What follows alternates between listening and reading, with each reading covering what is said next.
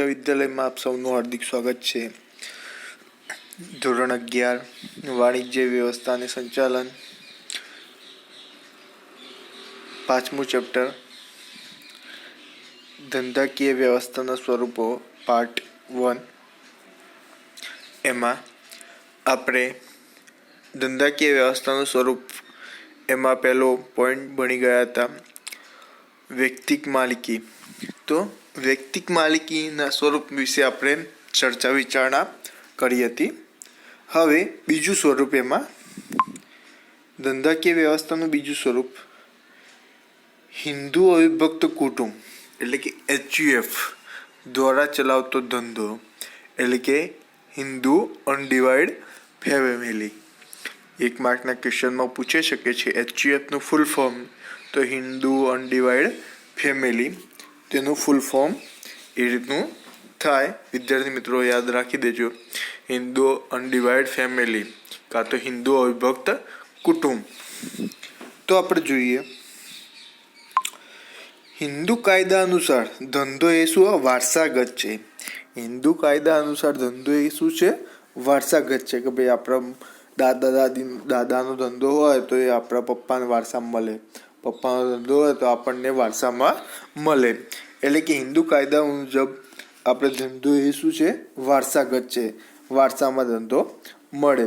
એટલે કે વારસામાં મળેલો ધંધો ચલાવતા અવિભક્ત હિન્દુ કુટુંબને હિન્દુ અવિભક્ત કુટુંબની પેઢી તરીકે ઓળખવામાં આવે છે। તો કુટુંબની બધી વ્યક્તિઓ તેના સભ્યો ગણાય છે। કુટુંબમાં જેટલા વ્યક્તિઓ હોય એ બધા જ વ્યક્તિઓ એના સભ્યો ગણાય છે। એટલે કે આવી પેઢીનો વહીવટ કુટુંબના વડીલના હાથમાં હોય છે। જે પેઢી હોય છે એનો વહીવટ જે કુટુંબના જે વડીલ વ્યક્તિ હોય છે એના હાથમાં હોય છે। એને કયા નામથી ઓળખવામાં આવે છે? કર્તાના નામથી ઓળખવામાં આવે છે।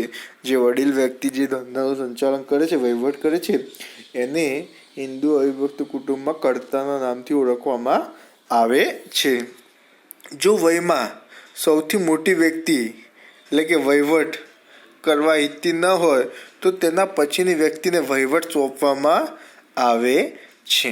એટલે કે આવી પેઢીઓનું અસ્તિત્વ ભારત અને નેપાળમાં જ જોવા મળે છે। હિન્દુ અવિભક્ત કુટુંબ એટલે કે આવી પેઢી ક્યાં જોવા મળે છે, કયા દેશોમાં જોવા મળે છે? ભારત અને નેપાળ જેવા દેશોમાં જોવા મળે છે, બીજા કોઈ દેશમાં જોવા મળતું નથી HUF પેઢી। તો એની લાક્ષણિકતાઓ જોઈએ તો પહેલી લાક્ષણિકતાઓ છે કાયદા દ્વારા અસ્તિત્વ। તો હિન્દુ અવિભક્ત કુટુંબ તો કુટુંબની પેઢી હિન્દુ કાયદા દ્વારા જ અસ્તિત્વમાં આવે છે। હિન્દુઇઝમનો જે કાયદો છે એના દ્વારા જ આ HUF પેઢી અસ્તિત્વમાં આવે છે। એટલે કે હિન્દુ કાયદા મુજબ જ આ પેઢી અસ્તિત્વમાં આવે છે। એના પછીનો બીજો પોઈન્ટ સંચાલન। તો આ પેઢીનું સંચાલન કુટુંબના જે વડીલ વ્યક્તિ હોય છે એમના હાથમાં જ જોવા મળે છે। જે વડીલ વ્યક્તિ હોય છે, જે કરતા હોય છે, વડીલ વ્યક્તિ હોય છે એના હાથમાં જ આનું સંચાલન હોય છે। હવે વડીલ વ્યક્તિને આપણે જે સંચાલન કરે છે એને આપણે કયા નામથી ઓળખીએ છીએ? કર્તાના નામથી ઓળખીએ છીએ। જે પેઢીનું સંચાલન કરે છે વડીલ વ્યક્તિ HUF પેઢીમાં, તેને આપણે કયા નામથી ઓળખીએ છીએ? કર્તાના નામથી આપણે ઓળખીએ છીએ। એક માર્કના ક્વેશ્ચનમાં પૂછી શકાય કે ભાઈ HUF પેઢીનું જે સંચાલન કરે છે એને આપણે કયા નામથી ઓળખીએ છીએ કાં તો કયા નામથી ઓળખાય? તો વિદ્યાર્થી મિત્રો કર્તાના નામથી ઓળખાય। મોસ્ટ ઓફ પૂછાતો હોય છે આ ક્વેશ્ચન। ત્રીજો પોઈન્ટ આપણે જોઈએ સ્વતંત્ર કાર્યક્ષેત્ર। તો આપણે જોઈએ કે HUF પેઢીમાં શું કાર્યક્ષેત્ર કેવું જોવા મળે છે? સ્વતંત્ર। કારણ કે ધંધાનું સંચાલન કોણ કરે છે? જે કરતા હોય છે, જે વડીલ વ્યક્તિ હોય છે એ સ્વતંત્ર રીતે કાર્ય કરે છે। બીજા કોઈ સભ્યો હોય ઘરના એ દખલગીરી કરતા નથી। બીજા કોઈ સભ્યો આમ દખલગીરી કોઈ નિર્ણય લેતા નથી। એટલે કે પોતે બધો જ વહીવટ, પોતે બધો જ કામગીરી જે કરતા હોય છે, જે સંચાલન કરતા વડીલ વ્યક્તિ હોય છે એ જ કરે છે, એટલે કે બીજા કોઈ વ્યક્તિ દખલગીરી કરતા નથી. એટલે કે ધંધાનું સંચાલન કર્તાના હાથમાં હોવાથી સ્વતંત્ર રીતે કાર્ય કરે છે. એટલે કે અન્ય સભ્યોને તેમાં દરમિયાનગીરી કરવાનો હક હોતો નથી, પણ મદદ લઈ શકે છે. જો કર્તા દ્વારા હવે બીજા સભ્યોની સલાહ લેવી છે, એમનો શું રાય છે, એમના શું મંતવ્યો છે, તો એમને પૂછી શકે છે, એમની મદદ લઈ શકે છે. એટલે કે કર્તાના નિર્ણયની યોગ્યતા સામે અન્ય કોઈ વાંધો લઈ શકે નહીં. કર્તાએ જે નિર્ણય લીધો અને અન્ય સભ્યોને ના ગમતો હોય કે ભાઈ આ નિર્ણય ખોટો લીધો, અમને અસંમત છે, તો બરાબર, તો બીજા કોઈ સભ્યો વાંધો ઉઠાવી શકે નહીં. કર્તાએ જે ફાઇનલ કર્યું એ ઓકે, બરાબર. એટલે કે કર્તાના નિર્ણયની યોગ્યતા સામે અન્ય કોઈ સભ્યો વાંધો ઉઠાવી શકે નહીં. એના પછી સભ્યપદ. તો આપણે જોઈએ કે ભાઈ હિન્દુ વિભક્ત કુટુંબ છે, તો એમાં સભ્યપદ કેવી રીતે મળે, કેવી રીતે સભ્ય થવાય, તો એવું અલગથી સભ્યપદ મેળવવું પડતું નથી. તો આપણે જોઈએ કે ભાઈ હિન્દુ વિભક્ત કુટુંબમાં પેઢીમાં સભ્યપદ જન્મગત જ મળે છે. એટલે કે એ કુટુંબ છે, એમનો ધંધો છે કુટુંબમાં, બરાબર. તો કુટુંબમાં જન્મ લેનાર બાળકને કોઈ પણ એ કુટુંબમાં જન્મ લેનાર બાળકનો જન્મ થાય તરત જ એને શું જન્મતાની સાથે જ એને સભ્યપદ મળી જતું હોય છે. એટલે કે અલગથી સભ્યપદ બનવું હોય, મૂડીરોકાણ કરવું પડે ને આમ તેમ એવી પ્રોસેસ હોતી નથી.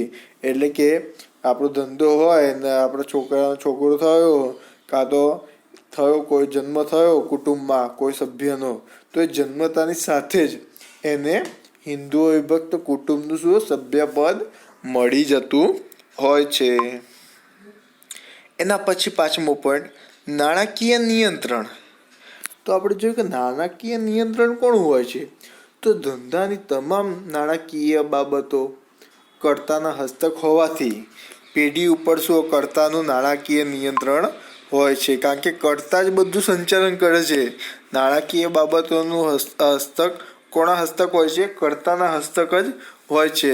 એટલે કે નાણાકીય બાબતો કર્તાના હસ્તક હોવાથી પેઢી ઉપર શું કર્તાનું નાણાકીય નિયંત્રણ રહેલું જોવા મળે છે. કોઈ પણ નાણાકીય બાબતનું કોઈ પણ ડિસિઝન લેવું હોય, વધારવું હોય, અંદર રોકાણ કરવું હોય કે ભાઈ ઓછું કરવું હોય કે જે હોય એ બધું ડિસિઝન કોનું રહે છે, કર્તાનું જ રહે છે.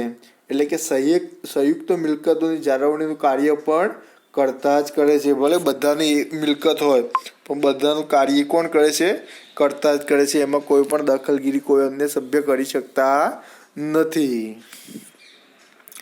જોઈએ 6થો પોઈન્ટ, જવાબદારી. તો આપણે જોઈએ ધંધાનું કાર્યક્ષેત્ર કર્તા સંભાળતો હોવાથી કર્તાની જવાબદારી કેવી બને છે, અમર્યાદિત બને છે. કર્તાની જવાબદારી કેવી બને છે વિદ્યાર્થી મિત્રો, અમર્યાદિત બને છે. કારણ કે કર્તા બધું જ વહીવટ પોતે જ કરતો હોય, સંચાલન પણ પોતે જ કરતો હોય, નાણાકીય બાબતો પોતાના હસ્તક જ હોય છે, કોઈ નિયંત્રણ પણ પોતે જ રાખવાનું હોય છે, બરાબર. એટલે કે બધું જ એ કાર્ય સંભાળતો હોવાથી એની જવાબદારી કેવી ગણવામાં આવે છે, અમર્યાદિત જવાબદારી ગણવામાં આવે છે. જો વધારે નુકસાન થયું, દેવું થયું, તો કર્તાએ પોતાની અંગત મિલકતો વેચીને પણ દેવું પૂરું કરવું પડે છે. બીજા કોઈ સભ્યોએ પૂરું કરવું પડતું નથી. બીજા કોઈ સભ્યોએ પોતાની અંગત મિલકતો વેચીને દેવું પૂરું કરવું પડતું નથી. ખાલી કર્તાએ જ કરવું પડે છે. એટલે કે કર્તાની જવાબદારી કેવી હોય છે, અમર્યાદિત હોય છે. જ્યારે બીજા સભ્યો છે, જ્યારે ધંધાના જે બીજા સભ્યો છે, કુટુંબના બીજા સભ્યો છે, એમની જવાબદારી કેવી હોય છે, એમની જવાબદારી મર્યાદિત જ હોય છે. કે ભાઈ જેટલું મૂડી રોકાણ કર્યું છે, ધંધામાં રૂપિયા રોકેલા છે, એટલા પૂરતા જ એમના મર્યાદિત છે. એના પછી આપણે જોઈએ આયુષ્ય. તો કર્તા કે કુટુંબના અન્ય સભ્યોના મૃત્યુ બાદ પણ ધંધો ચાલુ રહે છે. જે કર્તા હોય, જે વહીવટ કરતો હોય, કાં તો કુટુંબનો જે વડીલ વ્યક્તિ હોય, એના પછીનો વ્યક્તિ હોય, બરાબર, મૃત્યુ પામે તો પણ ધંધો તો ચાલુ જ રહેવાનો છે. એવું નહીં કે ભાઈ કરતા મરી ગયો કાં તો એના પછીનો વ્યક્તિ પણ મરી ગયો તો ધંધો બંધ થઈ જવાનો છે. ધંધો તો ચાલુ જ રહેવાનો છે. એના પછીનો જે ઉંમરમાં જે વડીલ વ્યક્તિ હોય એ કામગીરી કરતો હશે.